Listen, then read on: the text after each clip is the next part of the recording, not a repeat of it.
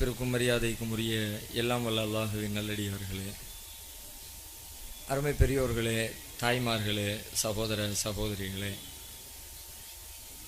ஏக இறைவனின் அளப்பெரும் கிருபையினால் அவனது மார்க்கத்தை அறிந்து கொள்ள வேண்டும் என்ற பேர் ஆர்வத்தோடு ஏற்பாடு செய்யப்பட்டிருக்கிற இந்த மாநாட்டில் கடந்த சில வாரங்களாக மாநாட்டின் நோக்கம் குறித்து மக்களுக்கெல்லாம்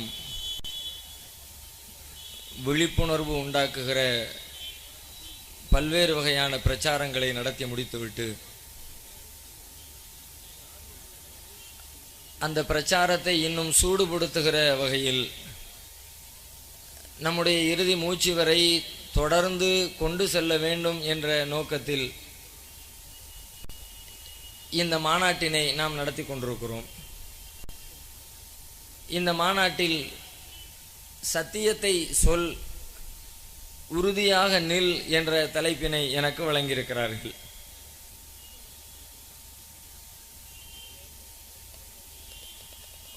உலக வரலாற்றில் ஏற்பட்டிருக்கிற எல்லா வகையான முன்னேற்றங்களும் மனிதன் அவன் அறிந்த உண்மைகளை, சத்தியங்களை அடுத்தவருக்கு எடுத்துச் சொல்கின்ற வகையில்தான் ஏற்பட்டிருக்கிறது.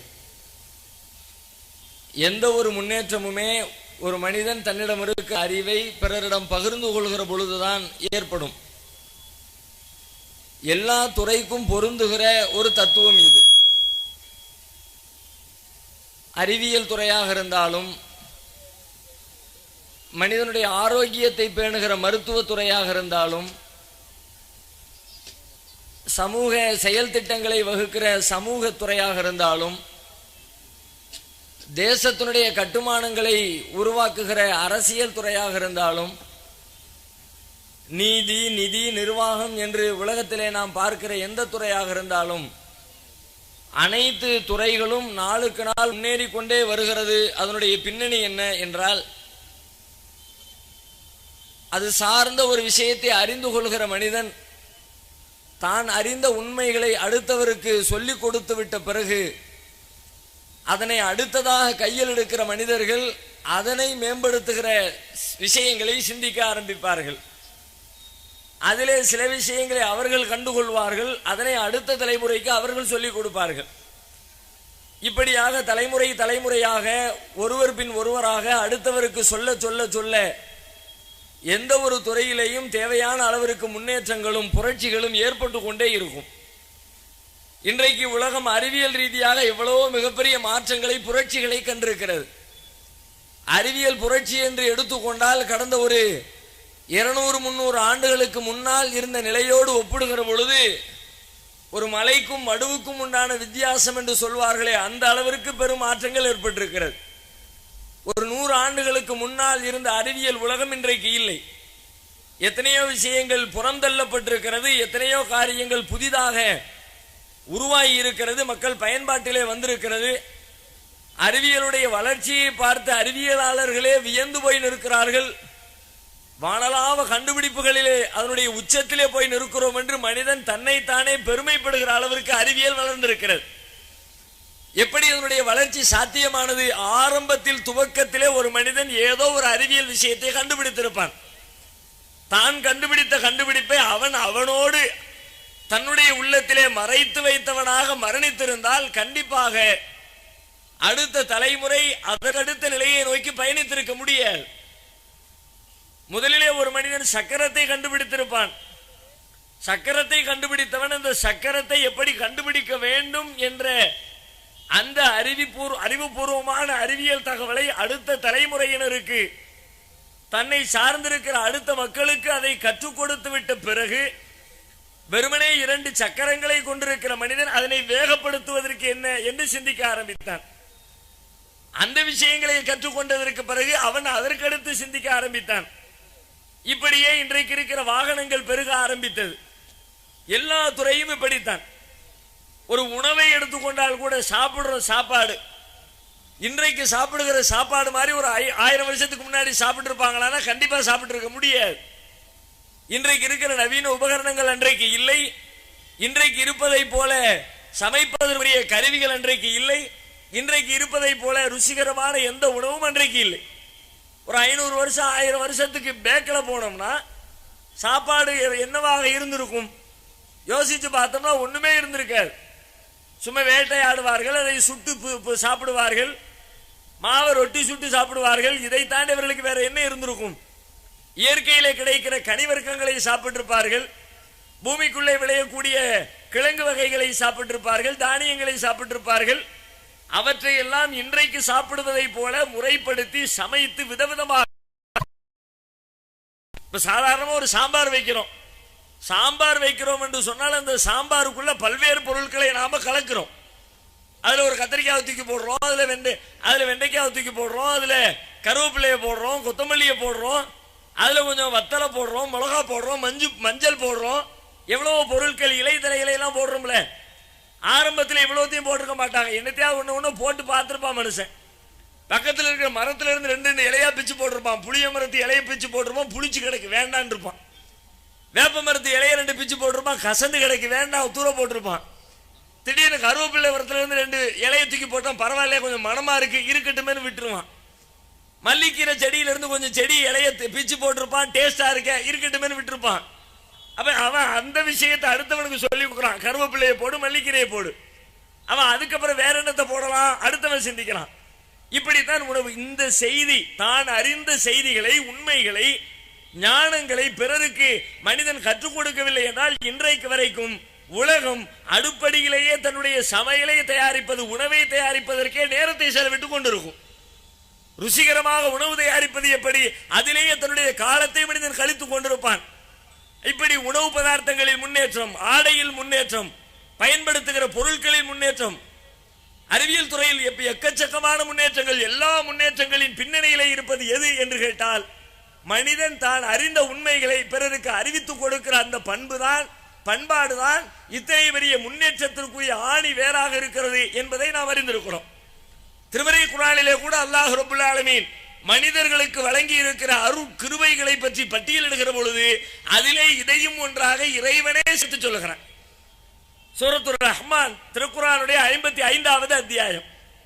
அர் ரஹ்மான் அளவற்ற அருளாளன் என்ற தலைப்பிலே துவங்குகிற அந்த அத்தியாயத்தில் மனித குலத்திற்கு இறைவன் செய்திருக்கிற நியாமத்துகள் என்ன, அருட்கொடைகள் என்ன, அப்படியே நிறைய விஷயங்களை பட்டியலிடுகிறான். எவ்வளவு பட்டியலிட்டு முடிக்க முடியாது, அது வேற செய்தி.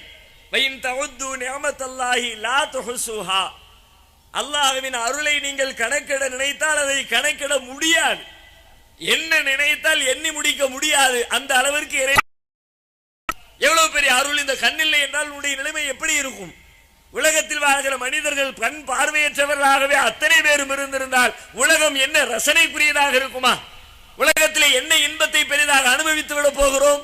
எனவே இறைவன் கண்களை பற்றி பேசுகிறான், அது மிகப்பெரிய அருட்கொடைகளில் ஒன்று. நாவை பற்றி பேசுகிறான், அது ஒரு பெரிய அருட்கொடை.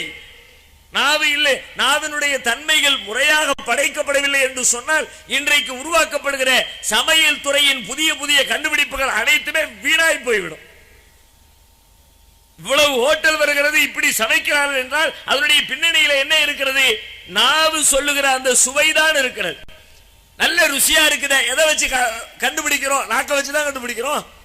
நாக்கு செத்து போச்சுன்னா என்னத்தை அள்ளி போட்டாலும் ஒண்ணும் தெரியாது.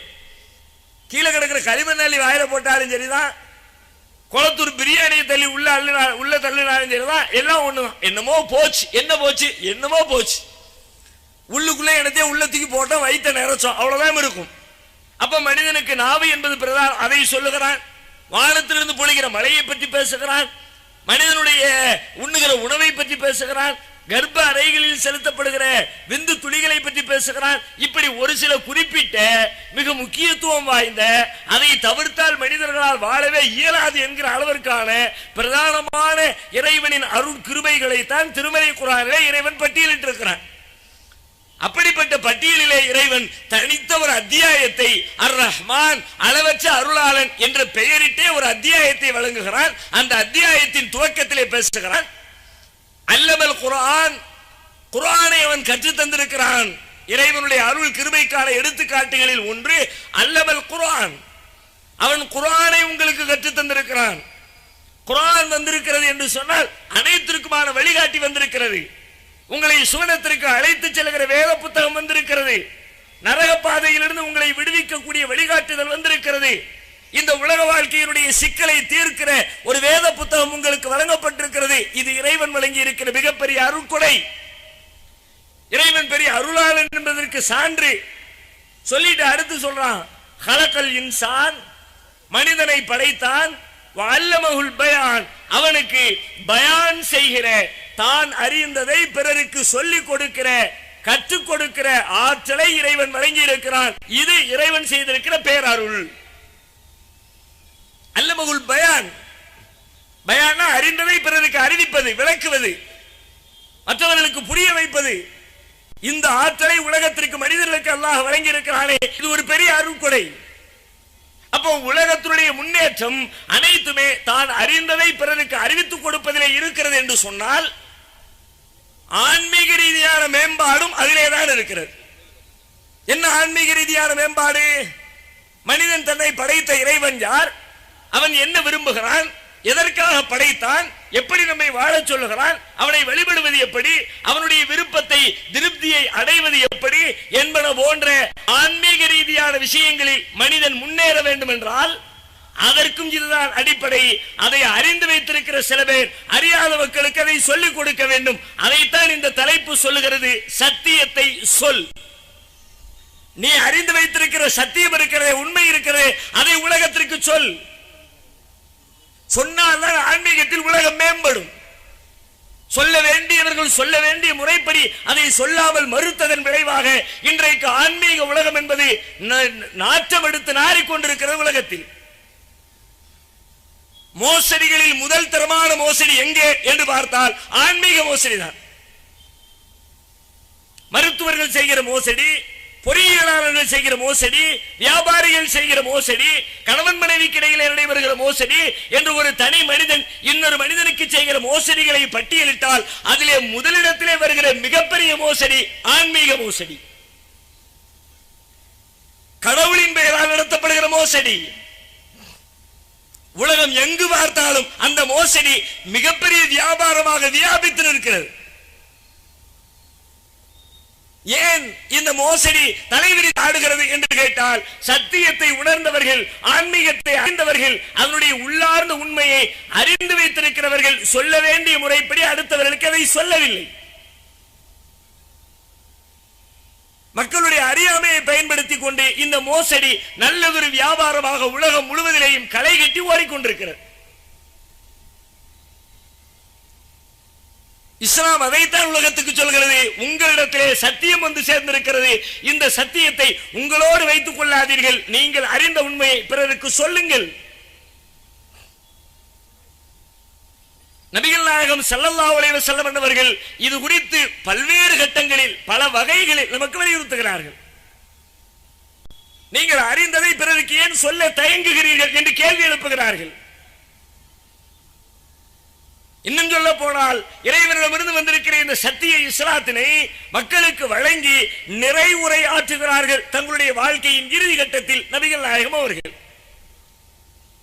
வரலாற்றிலே இறுதி பேருரை என்ற பெயரில் அழைக்கப்படுகிற பொன்னெழுத்துக்களால் பொறிக்கப்படுகிற அந்த பேருரையில் மக்களுக்கு சொல்ல வேண்டிய ஆன்மீக சத்திய உண்மை கருத்துக்களை உலக மக்கள் மத்தியில் முன்வைத்துவிட்டு தன்னுடைய தோழர்களிடத்திலே எடுத்து சொல்லிவிட்டு நபிகள் நாயகம் ஸல்லல்லாஹு அலைஹி வஸல்லம் தோழர்களை பார்த்து செய்தியை சொல்லுகிறார்கள். ஃபல்யுபல்லிகு ஷாஹிதுல் காயிப்,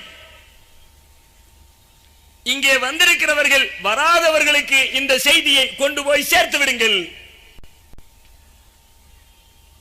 இப்பொழுது இந்த மாநாட்டுடைய நோக்கமே இதுதான்.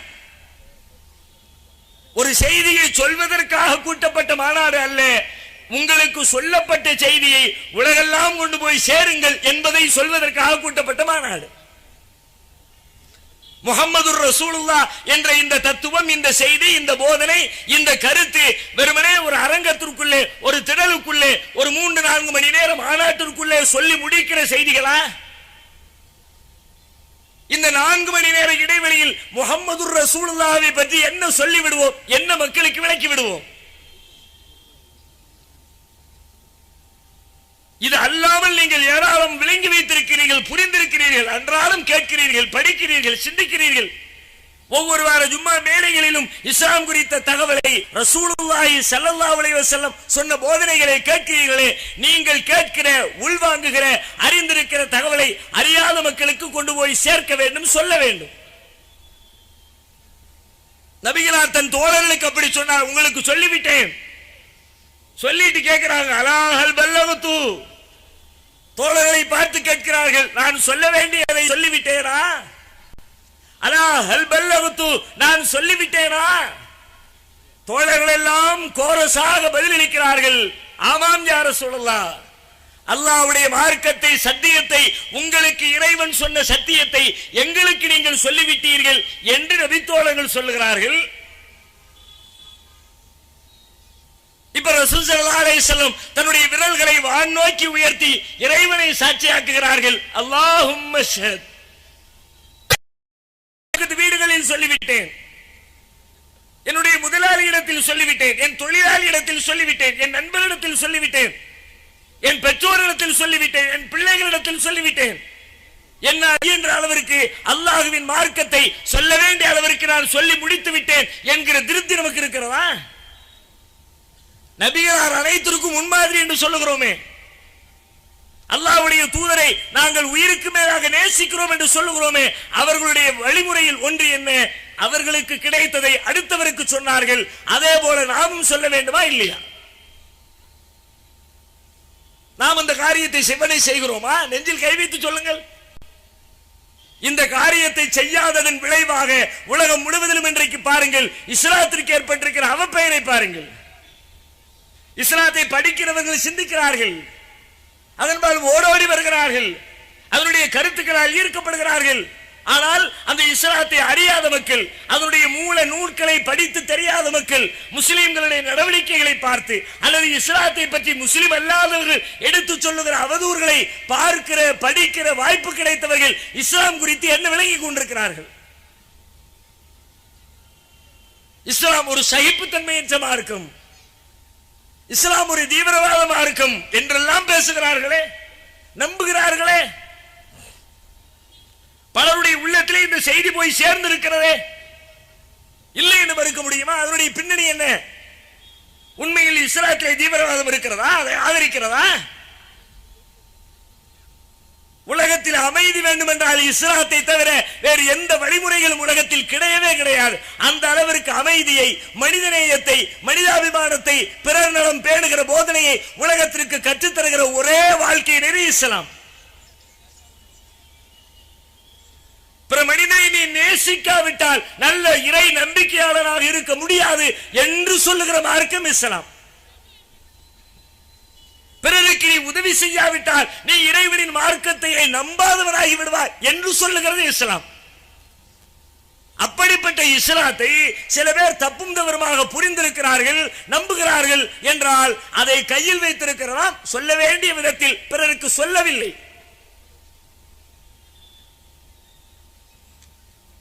ரயில் பயணத்திலே ஒரு தோழரோடு பேசிக் கொண்டு வருகிற வாய்ப்பு, முஸ்லிம் அல்லாத சகோதரர் பேசுகிறார். பேசிக்கொண்டே இருக்கிற பொழுது இஸ்லாம் குறித்து பேச்சு வருகிறது.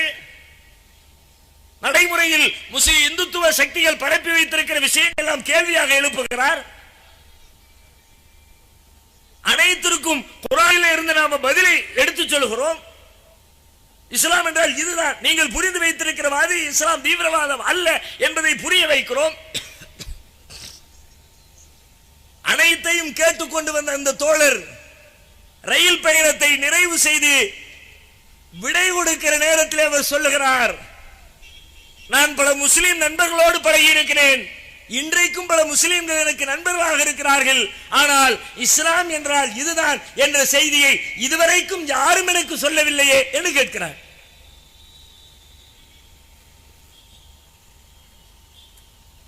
எவ்வளவு வருந்த தகுந்த நிகழ்வு நம்மிடத்திலே.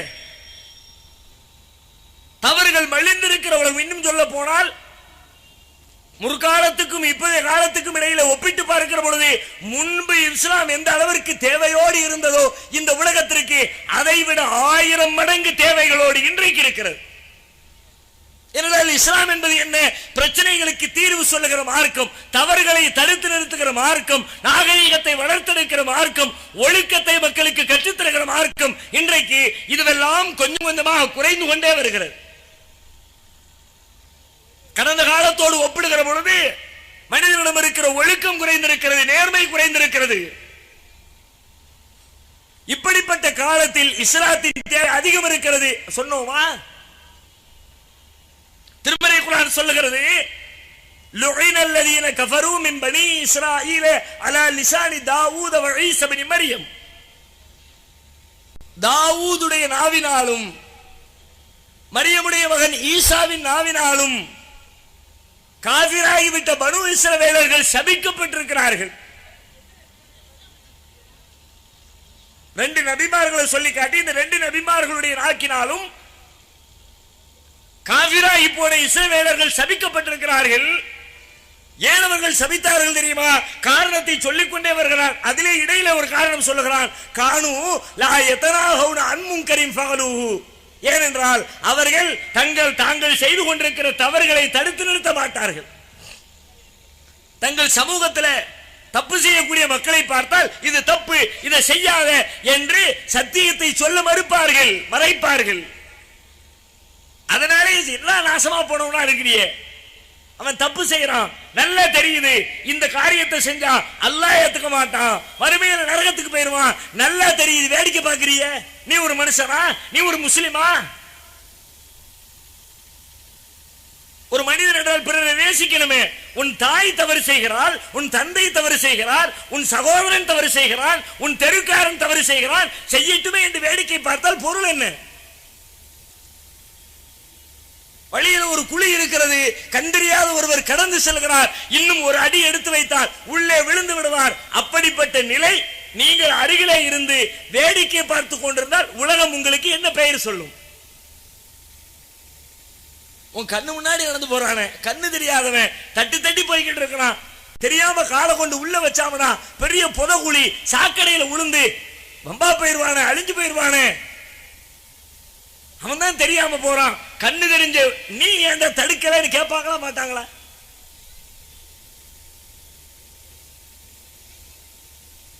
இது உலகத்திலே நடைபெறக்கூடிய தீமைகளுக்கும் இது போன்ற இழப்புகளுக்கு மட்டும்தான் பொருந்துமா? மார்க்கத்திற்கு பொருந்தாதா? நாளை மறுமையில் நரகத்திலே போய் விழுந்து விடுவான். இறைவனை விட்டுவிட்டு வேறு தெய்வங்களை வழங்கினால், அல்லாஹ்வை விட்டுவிட்டு அவனால் படைக்கப்பட்ட படைப்புகளை வழங்கினால் நாளை மறுமை வாழ்க்கை பாழாகி போகும் என்று உங்களுக்கு நன்றாக தெரிகிறது. ஆனால் உங்கள் தோழன் அப்படி வணங்குகிறான், உங்கள் தெருவிலே பல பேர் வணங்குகிறார்கள், உங்களுடைய சொந்தக்காரர்கள் பல பேர் வணங்குகிறார்கள், நீங்கள் வேடிக்கை பார்க்கிறீர்கள். அவன் செய்யறது அவன் செய்யட்டும், எனக்கு என்ன வந்துச்சு? தெருவிலே நடந்து போகிற பொழுது ஒரு குப்பை கிடந்தால், ஒரு கல்லோ ஒரு முள்ளோ பிற மனிதர்களுக்கு கேடு செய்யக்கூடிய ஒரு பொருளோ இருந்தால் அந்த பொருளை கூட கண்ணும் காணாமல் செல்கிறவன் முஸ்லிமாக இருக்க முடியாது. ஈமானுடைய படித்தரங்களை பற்றி நபிகள் நாயகம் பட்டியலிடுகிற பொழுது இமாத்தத்துல் அதா அனி தரீக் சதகா, பாதையில் கிடக்கிற நோவினை தருகிற பொருட்களை அகற்றுவது இறை நம்பிக்கையில் ஒன்று என்று சொன்னார்களே. பாதையில போகிற பொழுது அதனால் ஏற்படுகிற கேடு என்ன? பெரிய இழப்பு அல்ல, ஒரு சின்ன துன்பம். அதை கூட எனக்கு என்ன வந்துச்சு என்று ஒரு முஸ்லிம் வேடிக்கை பார்க்க கூடாது என்றால், பெரிய பெரிய தவறுகளை எல்லாம் வேடிக்கை பார்த்து கொண்டிருக்கிறோம், சத்தியம் என்று தெரிந்தும் கூட சொல்ல மறுக்கிறோம், மறைக்கிறோம், அலட்சியம் காட்டுகிறோம் என்றால் அதனுடைய கேடுகள். அதனால தான் மார்க்கம் திரும்ப திரும்ப சொல்லுது, சொல்லு, அடுத்தவனுக்கு சொல்லு. சில பேர் தெரிஞ்சு செய்வான், நிறைய பேர் தெரியாம செய்வாங்க. அவங்களுக்கு யாரு சொல்லுவான்? தெரிஞ்ச நீங்க தான் சொல்லணும், சொல்லுங்க.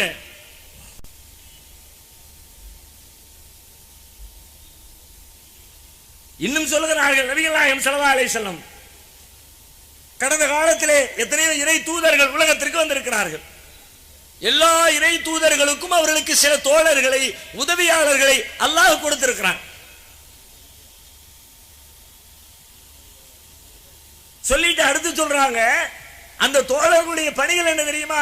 வா ஸஹாபுன் யஅகுதுன பி சுன்னத்திஹி வ யக்ததுன பி அம்ரிஹி. அந்த தோழர்கள் என்ன செய்வார்கள்? அந்த நபியுடைய வழிமுறைகளை கடைபிடிப்பார்கள், அவர் கட்டளையிட்டதை செயல்படுத்துவார்கள். நபிமார்கள் என்ன சொன்னாங்களோ அதை அவங்களுடைய தோழர்கள் செய்வாங்க. அதன் பிறகு பின்னால் அடுத்த ஒரு தலைமுறை வரும். நபி இறந்துருவாரு, அதுக்கப்புறம் அந்த மக்கள் மௌத்தா போயிருவாங்க, அதுக்கு அடுத்து ஒரு தலைமுறை வரும். அவ்வாறு வருகிற தலைமுறை எப்படி இருக்கும் தெரியுமா? யகூலூன மா லா யஃபாலூன், அவர்கள் செய்யாததை எல்லாம் மக்களுக்கு சொல்லுவார்கள். வயஃபாலூன மா லா யுமரூன், அவர்களுக்கு ஏவப்படாததை எல்லாம் செய்வார்கள். அந்த நபி அப்படி சொல்லி இருக்க மாட்டார், ஆனா செய்வாங்க. அந்த நபியுடைய பேராலே செய்வாங்க. இப்ராஹிம் நபி இப்படி சொன்னாங்க, இஸ்மாயில் நபி அப்படி சொன்னாங்க, மூசா நபி அப்படி சொன்னாங்க, ஈசா நபி அப்படி சொன்னாங்க. ஈசா சொன்னார் என்ற பெயரால் இன்றைக்கு ஈசாவை ஒரு கூட்டம் வணங்கி கொண்டிருக்கிறது. ஈசா நபி எப்படியா சொன்னாங்க? திருக்குறான்ல அல்லாஹ்வே கேட்கலாம், யா ஈசா, நீர்தான் சொன்னீரா உம்மையும் உம்முடைய தாயாரையும் கடவுளாக எடுத்துக்கொள்ள வேண்டும் என்று நீர்தான் அவர்களுக்கு கட்டளையிட்டீரா என்று நாளை மறுமையிலே இறைவன் கேட்க போவதாக முன்னரே எடுத்து சொல்லுகிறான் நமக்கு.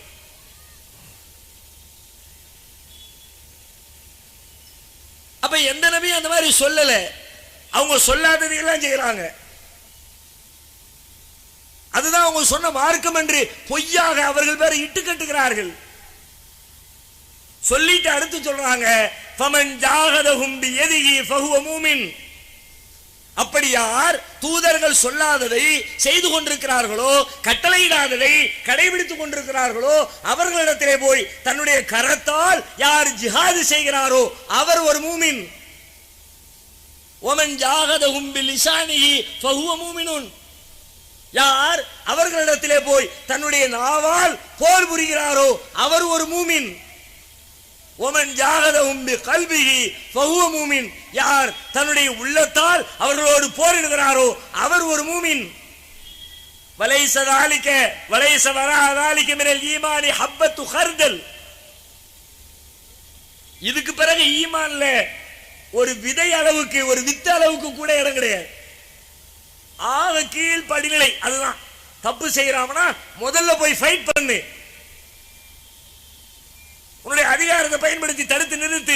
முடியலையா குறைஞ்சபட்சம் எடுத்து சொல்லி சீர்திருத்தம் பண்ணு. அதுக்கும் முடியலையா ஓரமா ஒதுங்கி போயிரு, வெறுத்து ஒதுங்கிரு.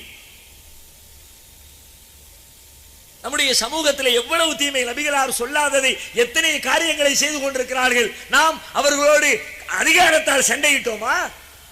அதிகாரம் இல்லை என்று சொன்னாலும் நாவால் அவர்களோடு சீர்திருத்தம் செய்தோமா? ஒவ்வொருவரும் நெஞ்சிலே கை வைத்து பாருங்கள். சில பேர் செய்து கொண்டிருக்கிற இந்த சீர்திருத்த பணியை, சத்தியத்தை சொல்லுகிற இந்த பணியை, சத்தியம் இது என்பதை விளங்கி இருக்கிற அத்தனை பேரும் சொல்ல ஆரம்பித்தால் 10 நாட்கள் ஆகுமா மொத்த தமிழகமும் ஏகத்துவம் என்ற சத்திய குடையின் கீழ் வருவதற்கு? ஆக குறைந்த எண்ணிக்கையில் இருக்கிறவங்க தான் சொல்லிக்கிட்டு இருக்கிறாங்க. மற்றவர்கள் அவங்க சொல்லட்டும், நம்ம கேட்கிறதுக்கு. அக்கம் பக்கத்தில் நடந்தாலும் கண்டுகொள்ளாமல் இருப்பது. இது போல மேடைகள் வழியாக, கூட்டங்கள் வழியாக எத்தனை பேர்களுக்கு போய் சேர்த்து விட முடியும்?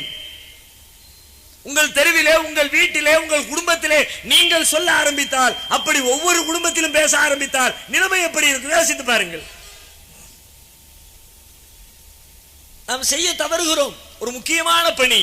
நம் கரத்தில் இருக்கிற அற்புதமான சஞ்சீவி, உலக நோய்களுக்கு நிவாரணம், ஆன்மீக தேவைகளுக்கான வழிகாட்டுதல், எல்லா பிரச்சனைகளுக்குமான தீர்வு, மன அமைதிக்கான மருந்து, அனைத்தையும் உள்ளடக்கிய சத்தியத்தை கையிலே வைத்துக் கொண்டு அதை தேவைப்படுகிற உலகமெல்லாம் அலைந்து கொண்டிருக்கிற நேரத்திலே நாம் நம்முடைய கைகளுக்குள் வைத்து பூட்டி வைத்துக் கொண்டிருந்தால் இது நியாயமா? கேன்சர் நோயாளி ஒருத்தர் படுக்கையில் கிடக்கிறார். உங்களிடத்தில் ஒரு மருந்து இருக்கிறது, இந்த மருந்தை பயன்படுத்தினால் அவருடைய நோய் உடனடியாக தீரும் என்று உங்களுக்கு நன்றாக தெரிகிறது. பக்கத்திலே போய் நின்று அவரிடத்திலே ஆறுதல் சொல்லிவிட்டு நோயிலும் விசாரித்து விட்டு கையில் இருக்கிற மருந்தை கொடுக்காமல் வருவீர்களா? மருந்தே இல்லைன்னா கூட மருந்து கண்டுபிடிப்பான். ஊர்ல அதிகபட்சமாக எந்த தொழில் துறை சார்ந்த மக்கள் அதிகம் இருக்கிறார்கள் என்று கணக்கிட்டு பார்த்தால் உலகத்திலே அதிகம் பேர் யாருன்னு பார்த்தா மருத்துவர்கள் தான். மருத்துவர்கள் காலேஜ் போய் படிச்சு பட்டம் வாங்கி அப்படி சொல்ல வரல, அறிவு சார்ந்து. மருத்துவ அறிவு சார்ந்தவர்கள் தான் உலகத்துல ரொம்ப அதிகம்.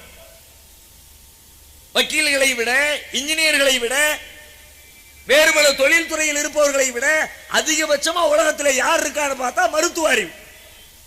சிம்பிளா இருக்கு ஒரு வழி சொல்றேனே, ரொம்ப ஒண்ணு நீங்க ஆராய்ச்சி பண்ண வேண்டாம். தலையில ஒரு கெட்டு போட்டு இப்படி ரோட்ல நடங்க, உங்க தெருவுல 10 பேர் கிராஸ் பண்ணுனா 8 பேர் டாக்டரா இருப்பார். எங்க விழுந்திய யார்கிட்ட இந்த நான் ஒன்னே ஒண்ணு சொல்றேன், அதை மட்டும் செய்யுங்க, முடிஞ்சிடும்.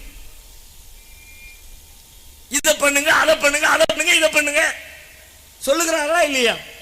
நோய்க்கு குர்ஆனும் அப்படித்தானே, நோய் நிவாரணம் தானே குர்ஆன். وَنُنَزِّلُ مِنَ الْقُرْآنِ مَا هُوَ شِفَاءٌ وَرَحْمَةٌ لِلْمُؤْمِنِينَ. இந்த குர்ஆனிலே நிவாரணம் இருக்கிறது, மூமின்களுக்கு அருள் இருக்கிறது. وَمَوْعِظَةٌ படிப்பினை இருக்கிறது. وَشِفَاءٌ لِمَا فِي الصُّدُورِ உள்ளங்களின் நோய்க்கும் இதிலே தீர்வு இருக்கிறது. ஏன் கொண்டு போய் சேர்க்கல? நாம யாரிடத்திலே சண்டையிட்டோம்? எத்தனை பேரிடத்திலே பேசி இருக்கிறோம்? இன்னும் சொல்ல போனால் இதனுடைய அவசியத்தை நபிகள் நாயகம் இன்னொரு அருமையான உதாரணத்தின் மூலமாக விளக்குகிறார்கள். அற்புதமான ஒரு உதாரணம். தனக்கும் தான் கொண்டு வந்திருக்கிற மார்க்க பணிக்குமான உதாரணத்தை சொல்லுகிற பொழுது, இன்ன மசலி வ மசலுமா பாசனி அல்லாஹு பிஹி, எனக்கும் அல்லாஹ் என்னிடத்திலே எதை கொண்டு அனுப்பி இருக்கிறானோ அதற்குமான உதாரணம் என்ன தெரியுமா? கமசலி ரஜுலின், ஒரு மனிதன் தான் அதற்கு உதாரணம். எப்படிப்பட்ட மனிதன்? அவன் தன்னுடைய கூட்டத்தாரிடத்திலே வருகிறான், வந்து சொல்லுகிறான், இன்னீர் ஐத்துல் ஜைஸ் ஐனைய, என்னுடைய 2 கண்களால் நான் ஒரு படையை கண்டேன், உங்களை அழிக்க வருகிற ஒரு படையை என் 2 கண்களால் கண்டேன். இன்னி அனன் நதீருல் உரியான், உங்களிடத்தில் அது குறித்து எடுத்து சொல்லி எச்சரிக்கை செய்வதற்காக நிர்வாணமாக ஓடி வந்த எச்சரிக்கையாளன் நான். சொல்லிட்டு அடுத்து சொல்றாங்க, ஃபஅதாஹு தாயிஃபத்தும் மின் கௌமிஹி, அவனுடைய அந்த எச்சரிக்கையை கேட்டு அவனுடைய கூட்டத்தாரில் ஒரு பிரிவினர் கட்டுப்பட்டார்கள்.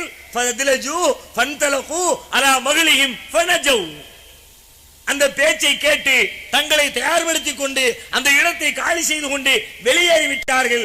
அவர்கள் காப்பாற்றப்பட்டு விட்டார்கள். அவருடைய பேச்சை கேட்காமல் சில பேர் அலட்சியப்படுத்தினார்கள். அவர்கள் தோற்று போய் அந்த படை வீரர்களால் பிடிக்கப்பட்டு விட்டார்கள். இதுதான் எனக்கும் நான் கொண்டு வந்திருக்கிற மார்க்கத்திற்குமான உதாரணம்.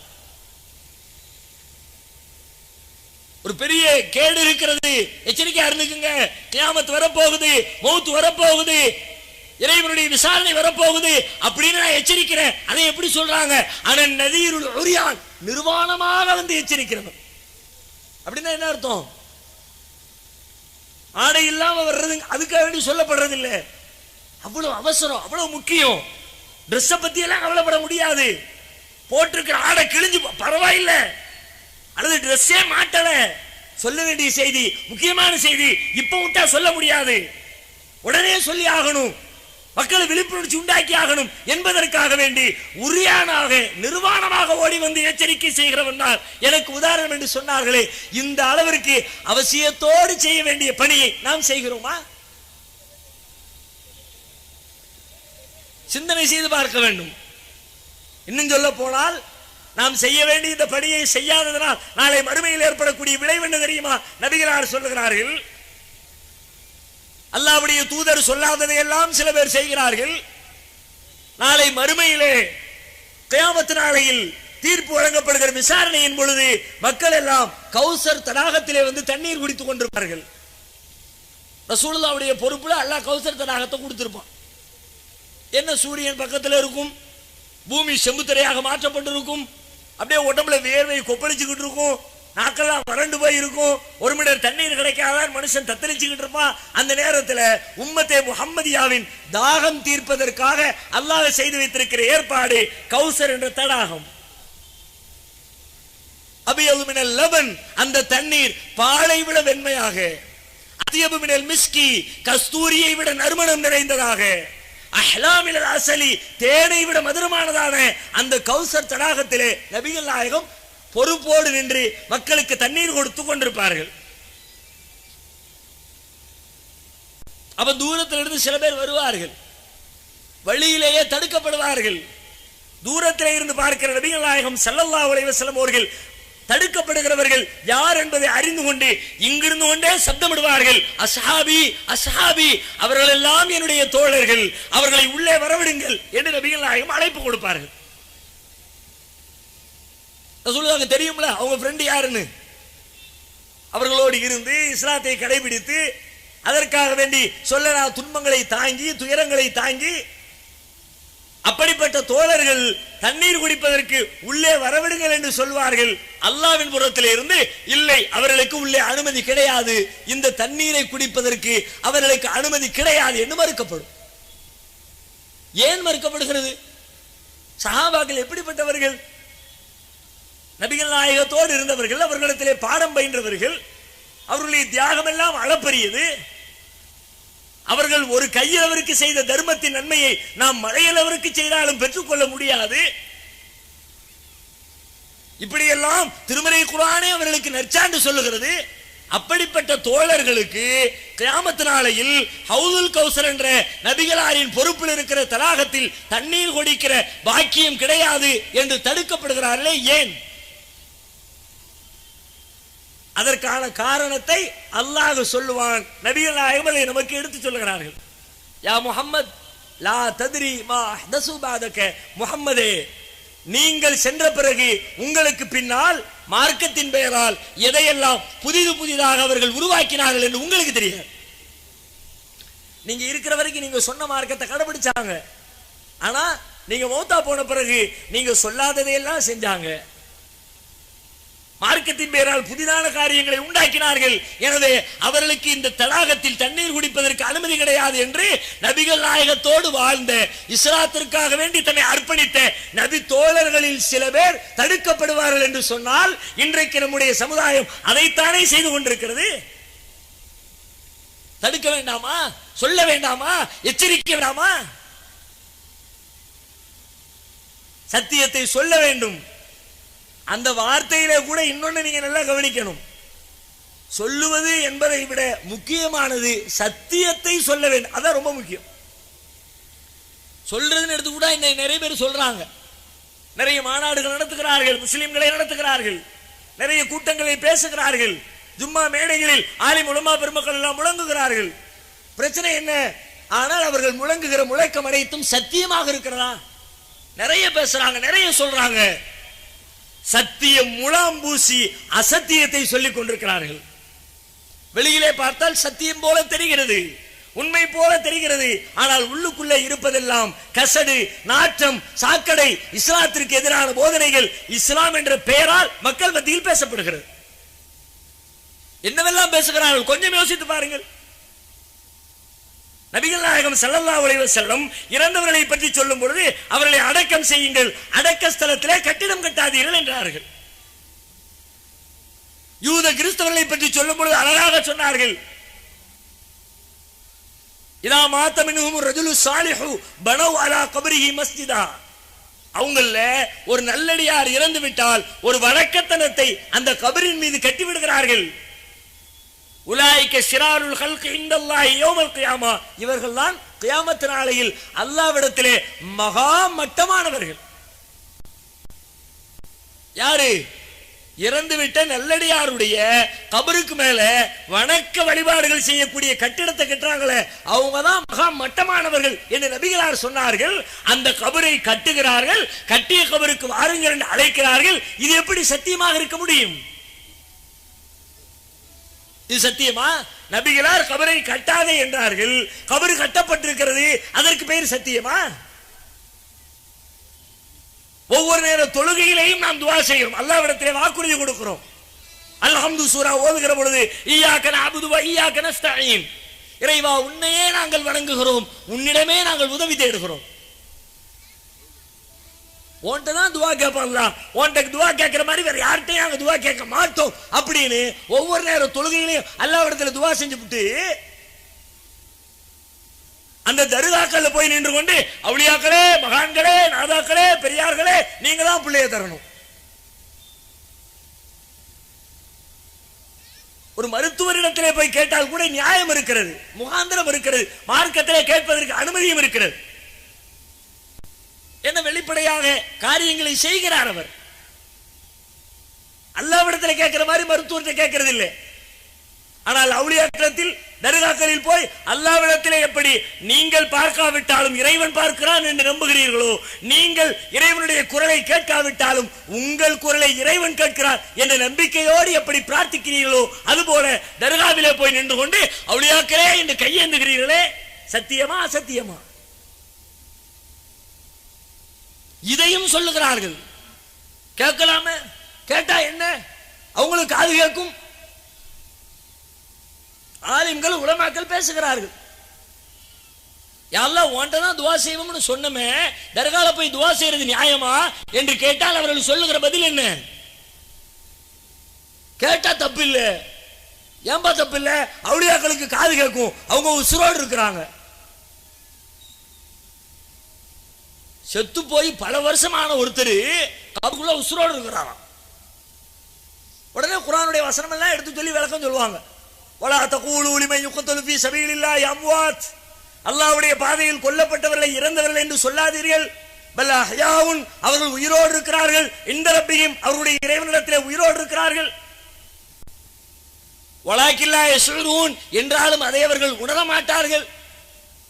இந்த வசனத்தை சொல்லி காட்டி, பத்தியலா கொல்லப்பட்டவர்களை இறந்தவங்கன்னு சொல்லாதீங்க, அவங்க உசுரோடு இருக்கிறாங்க அப்படின்னு அல்லாஹ் சொல்றான். மேல பார்த்தா முலாம் பூசப்பட்டிருக்கிறது சத்தியத்தை போல. ஓ அப்படியா சங்கதி, உசுரோடு தான் இருக்கிறாங்களா? அல்லாஹ்வே சொல்லிவிட்டானா? கொஞ்சம் உள்ள டீப்பா சிந்திச்சு பாருங்க. முலாம் தான் அப்படி இருக்கிறது, உள்ளே இருப்பது அசத்தியம் என்பதற்கு அதற்குள்ளே ஆதாரம் உண்டு. என்ன ஆதாரம்? அவர்கள் உயிரோடு இருக்கிறார்கள். எங்க தெரியுமா உசுரோடு இருக்கிறாங்க? அவர்களுடைய இறைவனிடத்தில் உயிரோடு இருக்கிறார்கள். உனக்கு முன்னாடி உசுரோடு இல்ல, உனக்கும் அவர்களுக்குமான தொடர்பு அவர் மரணித்து விட்டார், செத்து போய் விட்டார், இறந்து விட்டார், முடிந்து விட்டது. அவருக்கும் இந்த உலகத்திற்குமான தொடர்பு அருந்து விட்டது. அவனுடைய இறைவனிடத்தில் உயிரோடு இருக்கிறார். அல்லாஹ்விடத்தில் உயிரோடு இருக்கிறார் என்று சொல்லப்பட்டதை என்னமோ ஒரு சாதாரணமா உசுரோடு இருக்கிற மாதிரி, நம்மள மாதிரி உள்ள உட்கார்ந்து டீ பிஸ்கட்லாம் சாப்பிட்டு இருக்கிற மாதிரி கதை விட்டு, சரி ஏத்துக்கிறோம் ஒரு வாதத்துக்கு, உசுரோடு தானே இருக்காரு. உசுரோடு இருக்கிற நல்ல மனுஷனை ஏன்டா உள்ள புதைச்சி வச்சிருக்கிறிய, வா தோண்டி எடுத்துருவா. ஒரு அயோக்கிய பையில உள்ள வச்சிருந்தா கூட சரின்றான். வேணாங்க, உள்ளே கிடந்து சாவட்டு நாய், வெளியே வந்தாமல பெரிய சிக்கல், கொடுமை பண்ணுவான், மக்களை எல்லாம் துன்புறுத்துவான், அதனால உள்ளே கிடக்கட்டும் விட்டுறலாம். அவுளியா தானே, நல்ல மனுஷன் தானே, நீ துவா கேட்கிற அளவுக்கு பெரிய ஆள் தானே, அவ்வளவு பெரிய நல்ல மனுஷனை ஏன்டா மண்ணுக்குள்ள போட்டு போச்சு வச்சிருக்கிறிய, வா கடப்பாறை கொண்டா உடைச்சு வெளியே எடுத்துருவான் ஆளை. உள்ள இருக்கிற வெளியே வந்து அருள் பாலிக்கட்டுமா மக்களுக்கு? இந்த கேள்விக்கு ஒரு இடத்துல பதில் உண்டா? எது சத்தியம் எது அசத்தியம் சொல்லுகிறார்கள். அசத்தியத்தை சத்தியத்தை போல சொல்லுகிறார்கள். இப்படி அன்றாட வாழ்க்கையில் எத்தனை விஷயங்களில் ஒருவர் மரணித்து விட்டார் என்று சொன்னால் மரணித்தவருடைய பாவ மன்னிப்பிற்காக, அவர்களுடைய மறுமை வாழ்க்கைக்காக வேண்டி திருமறை குர்ஆனை ஓதி அவர்களுக்கு நன்மையை சேருங்கள், நல்லது என்று சொல்லுகிறார்கள். ஆலிம் சாட்ட போய் காசு பணத்தை கொடுத்து அஜர்த்து, எங்க அத்தாவுக்கு 10 குர்ஆன் ஓதுங்க, எங்க அம்மாவுக்கு 5 குர்ஆன் ஓதுங்க, எங்க நன்னாவுக்கு 7 குர்ஆன் ஓதுங்க, 40 குர்ஆன் ஓதுங்க, 50 குர்ஆன் ஓதுங்க என்றெல்லாம் திருமறை குர்ஆனை இறந்தவர்களுக்கு ஓதுமாறு இவரும் சொல்லுகிறார்கள், அவர்களும் ஓத சொல்லுமாறு கட்டளை இடுகிறார்கள். குர்ஆன் என்ன சொல்கிறது? வல்லைஸில் இன்சானி இல்லா மா ஸஆ, மனிதன் அவன் தனக்கென்று எதை முயற்சித்து தேடிக்கொண்டானோ அதை தவிர வேறொன்றும் அவனுக்கு இல்லை. நீ குர்ஆன் ஓதுனா உனக்கு நன்மை, உங்க அத்தா ஓதுனா அவருக்கு நன்மை. நீ ஓதி அவருக்கு பார்சல் பண்ண முடியாது என்று குர்ஆன் சொல்லுகிறது. ஓதலாம் என்கிறார் அஜர்த்து. எது சத்தியம் எது அசத்தியம்? ஒரு திருமண பேச்சுவார்த்தை துவங்குகிற பொழுதே என்றைக்கு வைக்கலாம் என்று ஆரம்பிக்கிறார்கள். அதற்கு போய் டேட் கேட்டுட்டு வா, நேரம் குறிச்சிட்டு வா. இன்றைக்கும் பல ஊர்களில் ஊருடைய ஆலிம்சா என்ன தேதி சொல்றாரோ அந்த தேதியில கல்யாணம். ஏன்னா அன்னைக்குதான் நல்ல நாள். ஆலிம்சாட்ட போய் கேட்டு பாருங்க, அது என்ன நல்ல நாள்? ஜனவரி 17 வைக்க சொன்னீங்களே, அது என்ன நல்ல நாள்? எப்படி கண்டுபிடிச்சிய? ஒன்னும் இல்லப்பா, அன்னைக்குதான் நான் ஃப்ரீ, மற்ற நாள்லாம் எனக்கு வேலை இருக்கு. கல்யாணத்தை வையணும்னு சொன்னா மற்ற வேலை கட்டு போயிடும். அதனால நான் என்னைக்கு ஃப்ரீயா இருக்கணும் அன்னைக்கு நல்ல நாள்னு சொல்லி போடுறேன். நாம் என்ன நம்புகிறோம்? நேரத்திலே நல்ல நேரம் இருக்கிறது, கெட்ட நேரம் இருக்கிறது. திருமண பத்திரிகை எப்படி அடிச்சு வைக்கிறோம்? மக்கள்கிட்ட கொண்டு போய் பத்திரிகை கொடுக்கும்போது எப்படி கொடுக்கிறோம்? அதுல என்ன பிரிண்ட் பண்றோம்? நிகழும் ஹிஜ்ரி சங்கைக்குரிய ஹிஜ்ரி சங்கைக்குரிய ஆண்டாம். ஜனவரி பிப்ரவரி சங்கை கிடையாது. நிகழும் ஹிஜ்ரி சங்கைக்குரிய ஷாபான் மாதத்தின் பிறை 14ஆம் நாள் காலை 10 மணியிலிருந்து 11 மணி வரை முபாரக்கான வேளையில், அந்த டயத்துல தான் முபாரக் பரக்கத்தான நேரம் அங்கதான் இருக்கும். நல்ல நேரம். முபாரக்கான வேலைன்னு என்ன அர்த்தம்? அவங்க போடுற மாதிரி நம்ம போட முடியாதுல்ல. இந்துக்கள் முஸ்லீம் இல்லாத மக்கள் போடுவாங்க நல்ல நேரத்தில் எமகண்டம் முடிந்த விடன்பாங்கல்ல. அப்படி போட்டா நம்மளும் இந்துக்கள் ஒண்ணுன்னு ஆயிருமே. நமக்கு அவங்களுக்கு டிஃபரெண்ட் வேணுமே. என்ன டிஃபரெண்ட் வைக்கலாம்? நம்ம அப்படியே தமிழை அரபியாக்கிறோம். முபாரக்கான வேளையில் இந்த 10ல இருந்து 12 மணி வரைக்கும் முபாரக் இருக்குன்னு உனக்கு சொன்னவன் யாரு சொல்லு? 12 மணி கடந்து போச்சுன்னா முபாரக் போயிடும் என்று சொன்னவன் யாரு சொல்லு? அனைத்து நேரங்களையும் படைத்தவன் இறைவன். இறைவன் சொல்வதாக நபிகளார் சொல்லுகிறார்கள், லா தசுப்புத்தஹர், காலத்தை திட்டாதீர்கள், வானத்தஹர், நானே காலம். இந்த நேரம் கெட்ட நேரம்னா அதை படைச்சனா சரியா படைக்கலன்னு அர்த்தமாயிரும். காலத்தை திட்டாத. யசுப்புனி இப்னு ஆதம், ஆதமுடைய மகன் என்னை திட்டுகிறான். யூதீனி இப்னு ஆதம், ஆதமுடைய மகன் என்னை திட்டு நோவினைப்படுத்துகிறான். எப்படி? யசுப்பு தஹர், அவன் காலத்தை திட்டுகிறான். நாசமா போன நேரம், உருப்படாத நேரம், கேடுகட்ட நேரம், கெட்ட நேரம் என்று நேரத்தை திட்டுகிறான். அதன் வழியாக என்னை நோவினைப்படுத்துகிறான். ஏனென்றால் நேரத்தை படைத்தவன் நான். திட்டக்கூடாதுன்னு அல்லாஹ் சொல்றான், அல்லாஹ்வுடைய தூதர் சொல்றாங்க. ஆனா ஆலிம் ஷா முபாரக்கான வேலைன்னு உங்களுக்கு பத்திரிகை அடிக்கிறதுக்கு எழுதி தர்றாருன்னா எது சத்தியம் எது அசத்தியம் சொல்லுகிறார்கள். ஆனால் அது சத்தியத்தை சொல்லாமல் அசத்தியத்தை சத்தியத்தின் போர்வையில் சொல்லிக் கொண்டிருக்கிறார்கள். எனவே சத்தியத்தை விளங்கிய நாம் அந்த சத்தியத்தை தூய வழியில் மக்களுக்கு எடுத்து சொல்ல கடமை நமக்கு இருக்கிறது. இதுதான் சத்தியம், இதைத்தான் பின்பற்றணும், இதுதான் உண்மை. ஆனால் இது உண்மை சத்தியம் என்று விளங்கியவர்கள் சொல்லுவதற்கும் பல பேர் தயங்குகிறார்கள், கடைபிடிக்கவும் பல பேர் தயங்குகிறார்கள். என்ன காரணம்? ஏன் சத்தியத்தை கடைபிடிக்கல, ஏன் சத்தியத்தை எடுத்து சொல்லல என்று யோசித்தால் பல்வேறு பின்னணிகள். முன்னோர்கள் மீது வைத்திருக்கிற பாசம். இத்தனை ஆண்டு காலமா உடைய முன்னோர்கள் பெரியார்கள்லாம் செஞ்சாங்க, நம்ம எப்படி அதை விட்டு மாறி போறது? முன்னோர்கள் செய்தால் சரியா?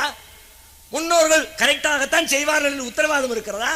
ஒய்தா கீழகும் குர்ஆன் சொல்லுகிறது, அவர்களிடத்திலே சொல்லப்பட்டால் இத்தபிஉமா அன்ஸலல்லாஹ், அல்லாஹ் அருளியதை பின்பற்றுங்கள் என்று சொல்லப்பட்டால் அவர்கள் சொல்லுகிறார்கள், நத்தபிஉமா அல்ஃபைனா அலைஹி ஆபானா, எங்களின் முன்னோர்கள் எந்த வழியில் கண்டோமோ அதைத்தான் நாங்கள் பின்பற்றுவோம் என்று சொல்லுகிறார்கள்.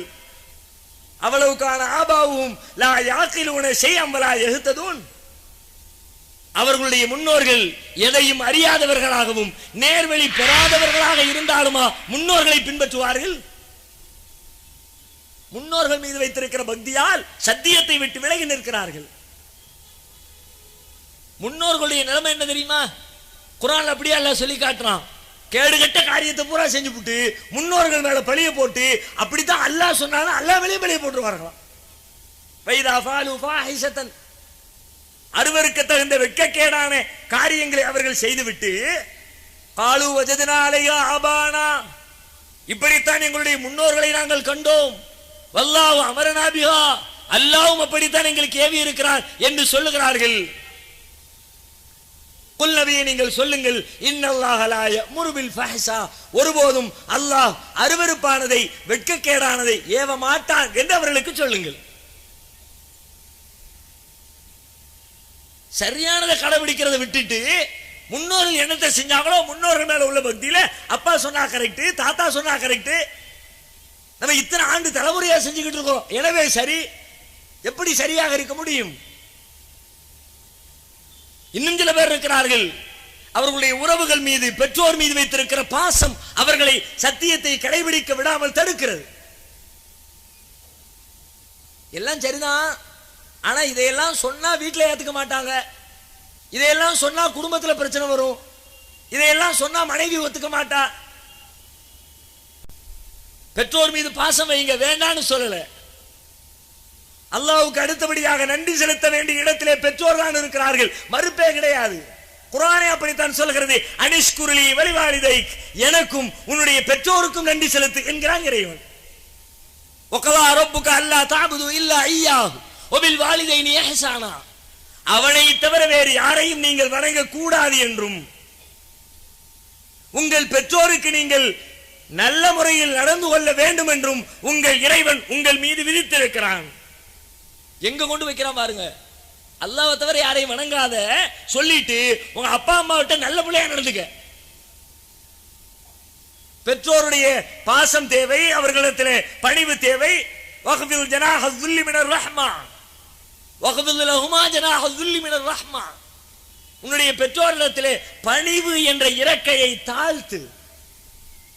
பெற்றவங்க முன்னாடி போனா அப்படி அடங்கி ஒடுங்கிரு, அங்க போய் அதிகாரம் பண்ணாத, சத்தம் போட்டு பேசாத, உன்னுடைய அதிகாரத்தை அங்க காட்டாத.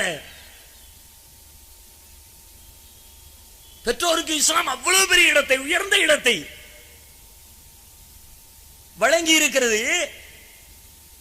ஆனாலும் அதே நேரத்தில் அந்த பெற்றோர் அல்லாஹ்வுக்கு மாற்றமாக சத்தியத்திற்கு எதிராக நின்றால் நீ சத்தியத்தை தேர்ந்தெடுக்க வேண்டுமே தவிர பெற்றோரை தேர்ந்தெடுக்க கூடாது என்று கட்டளையிடுகிறது. யா அய்யுஹல்லதீன ஆமனூ லா தத்தகிது ஆபாக்கும் வ இக்வானக்கும் அவுலியா இன் இஸ்தஹப்புல் குஃப்ர அலல் ஈமான். இறை நம்பிக்கையாளர்களே, உங்களின் பெற்றோர்களோ உங்களின் சகோதரர்களோ ஈமானை விட குஃப்ரை அவர்கள் விரும்பினார்கள் என்றால், தேர்ந்தெடுத்தால், அவர்களை உங்களுடைய நண்பர்களாக நேசர்களாக நீங்கள் ஆக்கிக் கொள்ளாதீர்கள். அப்பா தான், அம்மா தான், பெற்றோர் தான். ஆனா உங்களிடத்துல உன்னுடைய ஆத்மார்த்தமான பாசத்தை காட்டாத. ஏன்? அவர்கள் சத்தியத்தின் எதிரிகளாக இருக்கிறார்கள்.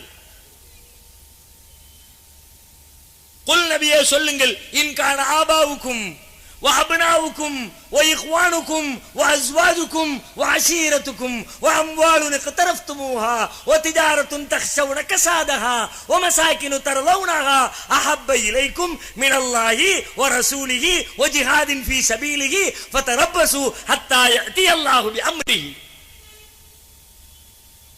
நம்ம என்னென்ன காரணத்திலே எல்லாம் சத்தியத்தை சொல்லாம வாய பொத்துவோமோ அதையெல்லாம் எல்லாம் பட்டியல் போடுறான். சொல்லுங்கள், இன்கான ஆபாவுக்கும் உங்களை பெற்றெடுத்த பெற்றோராயினும், வாபுனாவுக்கும் நீங்களே பெற்றெடுத்த பிள்ளைகளாயினும், ஒய்ஹ்வானுக்கும் உங்களோடு பிறந்த சகோதரர்களாயினும், வாஸ்வாஜுக்கும் உங்களின் துணைவியர்களாயினும், வாசீரத்துக்கும் உங்கள் குடும்பத்தாராயினும், வாம்வாலுனுக்கு தரத்துமுகா நீங்கள் சேர்த்து வைத்த செல்வங்களாயினும், ஒத்திஜாரத்துன் தக்ஷவுன கசாதகா நஷ்டம் வந்து விடுமோ என்று நீங்கள் அஞ்சுகிற உங்கள் வியாபாரமாயினும், உமசாக்கினு தருளவுனகா நீங்கள் விரும்புகிற உங்கள் வீடுகளாயினும், அஹப்ப இலைக்கும் மினல்லாஹி வரசூலிஹி அல்லாஹ்வை விட அவனது தூதரை விட உங்களுக்கு பிரியத்திற்குரியவையாக இருந்தால், சத்தியத்தை விட அம்மா பெருசா இருந்தா, சத்தியத்தை விட அண்ணன் பெருசா தெரிஞ்சா, சத்தியத்தை விட மனைவி பெருசா தெரிஞ்சா, சத்தியத்தை விட செல்வம் பெருசா தெரிஞ்சா, சத்தியத்தை விட வீடு பெருசா தெரிஞ்சா, சொல்றான் அல்லாஹ், ஃபதரப்பசு எதிர்பார்த்து காத்திருங்கள், ஹத்தா யத்தி அல்லாஹு பி அம்ரிஹி அல்லாஹ்வின் கட்டளை வரப்போகிறது, எதிர்பார்த்து காத்திருங்கள். அல்லாஹ்வுடைய கட்டளைனா என்ன கட்டளை? அசமா போன்ற கட்டளை தான், வேற கட்டளை வரப்போகுது. அப்ப சத்தியம் என்று வந்து விட்டால் அதை கடைபிடிப்பதாக இருந்தாலும் எடுத்து சொல்வதாக இருந்தாலும் எந்த கட்டத்திலும் யாருக்காக நீங்கள் வளையாதீர்கள், வளைந்து கொடுக்காதீர்கள். உங்களுக்கு ஏவப்பட்டதை போட்டு உடைத்து விடுங்கள். யாரை பத்தி கவலைப்படாதீங்க. என்ன நடந்துவிடும்? எதிர்ப்பு வருமா? என்ன நடந்துவிடும்? உங்களுக்கு உலகத்திலே என்ன நடந்திருக்கிறது? தமிழக வரலாற்றை எடுத்துக்கொள்ளுங்களேன். என்ன நடந்திருக்கிறது? இந்த 35-40 ஆண்டு கால வரலாற்றில் சத்தியத்தை சொல்வதற்காக ஒரு கூட்டம் இருந்த பொழுது அதை அடக்குவதற்கு, அழிப்பதற்கு எத்தனை முயற்சிகள் மேற்கொள்ளப்பட்டது? என்ன நடந்தது? அழிந்து போனோமா? ஒன்றுமில்லாமல் ஆகிவிட்டோமா? எதிர்க்க எதிர்க்க இறைவனின் உதவி வந்து சேரவில்லையா? இறைவனுடைய அனுக்கிரகத்தை நாம் அனுபவிக்கவில்லையா? பெருங்கொண்ட கூட்டம் எதிர்த்தது. 30-35 ஆண்டுகளுக்கு முன்னர் விரல் வெட்டி எண்ணுகிற தோழர்களாக இருந்தார்கள், சத்தியத்தை சொல்லுகிறவர்கள், அதை கடைபிடிக்கிறவர்கள். ஆனால் எதிர்க்கிறவர்களின் எண்ணிக்கை லட்சோப லட்சமாக திரண்டிருந்தது. நாம் நடத்துகிற கூட்டங்களில் மாநில அளவிற்கு மாநாடு நடத்தப்பட்டால் கூட 30 ஆண்டுகளுக்கு முன்னால் மொத்த தமிழகத்தையும் திரட்டி, இன்றைக்கு இங்கே நடைபெற்றுக் கொண்டிருக்கிற சிவகங்கை மாவட்ட மாநாடு, ஆனால் 30 ஆண்டுகளுக்கு முன்னால் சிவகங்கை, ராமநாதபுரம், மதுரை, திருநெல்வேலி, சென்னை, கோவை, திருச்சி, திருவண்ணாமலை, விழுப்புரம், தமிழகத்தில் இருக்கிற அனைத்து மாவட்டங்களையும் மொத்த தமிழகத்தையும் சேர்த்து வைத்து சத்தியத்தை சொல்வதற்காக மாநாடு நடத்தினால் கூட இன்றைக்கு இறைவனின் கிருபையினால் சிவகங்கை என்ற ஒற்றை மாநாட்டிலே, மாவட்ட மாநாட்டிலே கூடியிருக்கிறவர்களில் 10% கூட இருக்க மாட்டார்கள். எப்படிப்பட்ட வளர்ச்சி! என்னவெல்லாம் செய்தார்கள்! நம்முடைய உறுதியை குலைக்க, சத்திய சொற்களின் தொண்டை குழியை அடைக்க என்னவெல்லாம் செய்தார்கள்! அடித்தார்கள், உதைத்தார்கள், ஊர் விளக்கினார்கள், திருமணத்தை பதிவு செய்ய மாட்டோம் என்று மறுத்தார்கள். இன்றைக்கு வரைக்கும் ஜனாசாவை அடக்க விட மாட்டோம் என்று கொக்கரித்துக் கொண்டிருக்கிறார்கள். என்ன நடந்தது? அவர்கள் ஜனாசாவை அடக்க இடம் தராவிட்டால் ஜனாசாக்கள் எல்லாம் ரோட்டில் கிடந்து நாறுகிறதா? திருமணத்தை அவர்கள் பதிவு செய்யாவிட்டால் ஏகத்துவ சொந்தங்கள் எல்லாம் திருமணம் செய்யாம உதிர்கண்ணிகளாக இருந்து கொண்டிருக்கிறார்களா? அவர்கள் ஊரை விட்டு விலக்கி வைத்து விட்டால் உண்பதற்கு உணவில்லாமல் வாடிக்கொண்டிருக்கிறார்களா? அவர்கள் அடித்தால், உதைத்தால் கைகால்களை இழந்து நொண்டி முடமாக வாழ்ந்து கொண்டிருக்கிறார்களா? என்ன நடந்தது? இறைவனின் உதவி வந்தது. அதை நமது கண்களால் கண்டிருக்கிறோம். சுப்ஹானல்லாஹ், நினைத்து பார்க்கிற பொழுது மெய் சிலிர்க்கும். எத்தனை பெரிய மாற்றம்! இழப்புகள் என்றால் இப்படியா என்று சொல்ல முடியாத அளவிற்கு கொடுமைகள், கடுமைகள் நிறைந்திருந்தது. இறைவன் பார்ப்பது ஒன்றே ஒன்றுதான், சோதனை தான் இறைவனுடைய விதி. உறுதியாக இருக்க நீங்கள் முடிவெடுத்து விட்டால் உங்களுக்கு உதவி செய்ய இறைவன் முடிவெடுத்து விடுகிறார். வலா தஹினு வலா தஹ்சனு வஅன்துமுல் ஆலவுன் இன் குன்தும் முஃமினீன். தளர்ந்து விடாதீர்கள், கவலைப்படாதீர்கள். நீங்கள் இறைவனை நம்புகிறவர்களாக இருந்தால் நீங்களே ஜெயிப்பீர்கள். குர்ஆன் சொல்லுகிறது. ஒவ்வொரு நாளும் ஜெயித்துக் கொண்டிருக்கிறோம் என்பதை கண்களுக்கு முன்னால் கண்டு வருகிறோம்.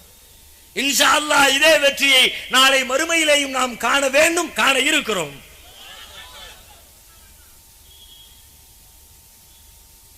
இறைவன் அதற்குரிய பாக்கியத்தை தர வேண்டும்.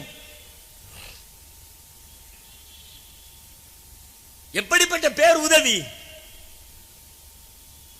இந்த உதவியின் பின், இந்த வளர்ச்சியின் பின்னணியில என்ன இருக்கிறது என்று கேட்டால், இதை சொல்ல வந்த மக்களிடம் இருந்த உறுதி இருக்கிறது. நபிகளாருக்கு முன்னால் வாழ்ந்த நபிமார்களுடைய வரலாறுகளை பார்த்து பார்த்து படித்து படித்து உள்ளத்திலே உரமேற்றிக் கொண்டதின் விளைவு இத்தனை பெரிய உறுதி. இப்ராஹிம் அலைஹிஸ்ஸலாம் சோதிக்கப்பட்டார்கள். இறைவனின் வணக்கமா, நெருப்பு குண்டத்திலே கருக போகிறாயா என்ற கேள்வி வந்த பொழுது, நெருப்பா இறைவனா என்ற கேள்வியிலே, நெருப்பு போகட்டும், நெருப்பிலே விழுந்து என் உடல் சாகட்டும், கருகட்டும், ஒருபோதும் என் இறைவனை விட்டு விலக மாட்டேன் என்று சொன்னார்கள். அல்லாஹ்வின் உதவி வந்ததா இல்லையா? ஹஸ்பி அல்லாஹு வ நிஅமல் வக்கீல். அல்லாஹ் எனக்கு போதுமானவன், பொறுப்பேற்பதிலே அவனே நல்லவன், சிறந்தவன். எப்ப சொன்னாங்க? நெருப்பிலே தள்ளப்படுவதற்கு முன்னால் சொன்னார்கள். தள்ளப்படவும் அல்லாஹ்வுடைய உதவியும் ஒன்று போல வந்து சேர்கிறது. இறைவன் சொல்லுகிறான், குல்னா, நாம் சொன்னோம், யா நாரு கூனி பர்தம் வ சலாமன் அலா இப்ராஹிம். நெருப்பே, இப்ராஹிமுக்கு நீ இதமாக, குளிர்ச்சியாக மாறிவிடு. நெருப்பு குளிர்ந்ததாக வரலாறு உண்டா? அறிவியலிலே அப்படிப்பட்ட சிந்தனைக்கு இடம் உண்டா? எந்த கருத்துக்களை கேட்டவுடனே எதிர்கருத்து சொல்லி மறுப்போமோ அப்படிப்பட்ட பேர் அற்புதம் நிகழ்கிறது. நெருப்பில் தான் விழுகிறார்கள், ஆனால் ஒரு குழு அறையிலே அமர்ந்து விட்டு வெளியேறியதை போல வெளியேறுகிறார்கள். இறைவனின் உதவி அல்லாமல் வேற என்ன? மூசா நபி வருகிறார்கள், இறை கட்டளைக்கு ஏற்ப பனு இஸ்ரவேலர்களை அழைத்துக் கொண்டு வருகிறார்கள். மாட்டிக்கொண்டோம் என்று அத்தனை பேரும் சொல்லுகிற பொழுது மூசா நபி சொல்லுகிறார்கள், கல்லா, இல்லை இல்லை, நாம் மாட்டிக்கொள்ளவில்லை. இன்னமா ரப்பி ஸைஹுதீன், என்னோடு என் இறைவன் இருக்கிறார், அவன் எனக்கு வழிகாட்டுவான். உறுதி. ஐயோ மாட்டிக்கிட்டமே, என்ன பண்றது? உடனே போய் ஃபிரௌன் காலில் விழுந்து எப்படியாவது கெஞ்சி கூத்தாடி மன்னிச்சுக்கப்பான்னு சொல்லிடுவோன்னு நினைக்கிறேன். நினைச்சிருந்தா உதவி கிடைச்சிருக்காது. அப்படின்னு நினைக்கிறார்கள் தானே சில பேர். முன்னாடி கடல், பின்னாடி ஃபிரௌன்.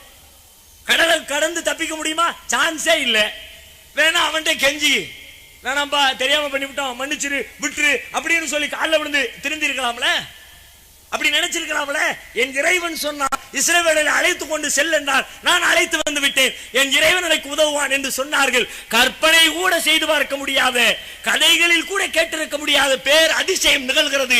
கடலே இரண்டாக பிளக்கிறது, இறைவனின் உதவி வந்து சேர்கிறது. அப்படித்தான் இங்கேயும் வந்திருக்கிறது. ஒவ்வொரு காலகட்டத்திலேயும் சத்தியத்தை சொல்வதற்கு யாரெல்லாம் துணிந்து இருக்கிறார்களோ, அதே உறுதியோடு இருக்கிறார்களோ, அவர்களுக்கான உதவி அல்லாஹ் பொறுப்பேற்கிறான். இந்த உலகத்தால் ஒன்றும் செஞ்சிட முடியாது. ஒன்றே ஒன்றை நினைவில் வையுங்கள். எதற்கு நீங்கள் அஞ்சுகிறீர்கள்? ஏன் கவலைப்படுகிறீர்கள்? சொந்தம், பந்தம், நட்பு, ஊரு, உலகம் எல்லாத்தையும் பகைச்சுக்கிட்டு வாழ முடியுமா? அவங்களெல்லாம் திருப்தியோடு இருந்தா தானே எல்லாரோடையும் சேர்ந்து வாழ முடியும். மக்களை திருப்திப்படுத்தத்தானே சத்தியத்தை மறைக்கிறீர்கள், கடைபிடிக்க தவறுகிறீர்கள். ஒன்றை குறித்துக் கொள்ளுங்கள், குர்ஆன் சொல்கிறது, ஃபல்லாஹு அஹக்கு அன் தக்ஷவ், பயப்படுவதற்கு அல்லாஹ்வே தகுதியானவன். அதக்ஷவுனஹும், அவர்களுக்கு நீங்கள் பயப்படுகிறீர்களா? ஃபல்லாஹு அஹக்கு, பயப்பட அல்லாஹ்வே தகுதியானவன், அல்லாஹ்வை பயப்படு. நபிகளார் சொல்லி தந்த ஒரு அருமையான செய்தி, அல்லாஹும்ம லா மானிஅ லிமா ஆதைத் வலா முஅதிய லிமா மனஅத வலா யன்ஃபஉ தல் ஜத் மின்கல் ஜத். ஒவ்வொரு நேர தொழுகைக்கு பிறகும் நாம் நினைத்து பார்க்க வேண்டிய ஒரு பிரார்த்தனை, சொல்ல வேண்டிய ஒரு பிரார்த்தனை. அல்லாஹும்ம லா மானிஅ லிமா ஆதைத், இறைவா நீ கொடுப்பவரை, கொடுப்பதை தடுப்பவன் எவனும் இல்லை. வலா முஅதிய லிமா மனஅத, நீ தடுத்ததை கொடுப்பவன் எவனும் இல்லை. அல்லாஹ் என்ன நாடுனாலும் அதான் நடக்க போகிறது. இந்த உலகத்தால், மனிதர்களால், தலைவர்களால், ஆலிம்களால், உலமாக்களால், எதிரிகளால், பெற்றோர்களால், பிள்ளைகளால், சமூகத்தால், காவல்துறையால், நீதிமன்றத்தால், உலகத்துறை ஒட்டுமொத்தமே சேர்ந்தாலும் இறைவன் நாடிவிட்டால் நம் மீது ஒரு துரும்பை கூட அசைக்க முடியாது என்பதை உள்ளத்திலே நிறுத்தி பாருங்கள். உறுதி தானாக ஊற்றெடுக்கும். வேற என்ன வேண்டும்? சத்தியம்தான் உங்கள் வாழ்க்கை. இந்த உலக வாழ்க்கை மட்டுமல்ல, நாளை மறுமையின் வெற்றியும் அதற்குள்ளே தான் இருக்கிறது. நமக்கு அருகிலே இருக்கிற மக்கள் அறியாமையிலே வீழுகிறார்கள், நரக நெருப்பிலே போய் விழப் போகிறார்கள். நபிகளார் சொன்னதை போல விட்டில் பூச்சிகளாய் நெருப்பிற்குள்ளே போய் விழுகிறவர்களுடைய இடுப்பை பிடித்து நான் இழுக்கிறேன் என்றார்கள். நெருப்பு பற்ற வைக்கப்பட்டு விட்டது, பூச்சிகள் எல்லாம் போய் வெளிச்சம் என்று வருகிறது. ஆனால் வெளிச்சத்திற்குள்ளே நெருப்பு இருக்கிற உண்மை தெரியாமல் நெருப்பிலே விழுந்து கருகி விடுகின்றன. அதை அறிந்திருக்கிற நான் உள்ளே விழப்போகிறவர்களுடைய இடுப்பை பிடித்து இழுக்கிறேன் என்றார்கள். அப்படித்தான் இழுக்க வேண்டும். அவர்கள் என்ன சொன்னாலும் அது குறித்து கவலைப்படாமல் சொல்லிக்கொண்டே இருப்போம்.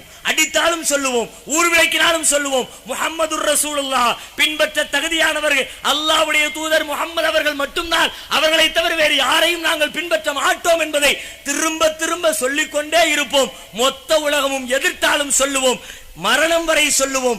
இறுதி மூச்சு உள்ளத்திலே உடலிலே ஓடிக்கொண்டிருக்கிற கடைசி நிமிடம் வரை சொல்லுவோம். அப்படி சொல்லி இம்மையிலும் மறுமையிலும் வெற்றி பெறுகிற நன்மக்களாக மாறுவோமாக.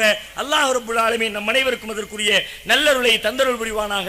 வாஹிர் தாவானா அல்ஹம்துலில்லாஹி ரப்பில் ஆலமீன். அஸ்ஸலாமு அலைக்கும் வரஹ்மத்துல்லாஹி வபரகாத்துஹு.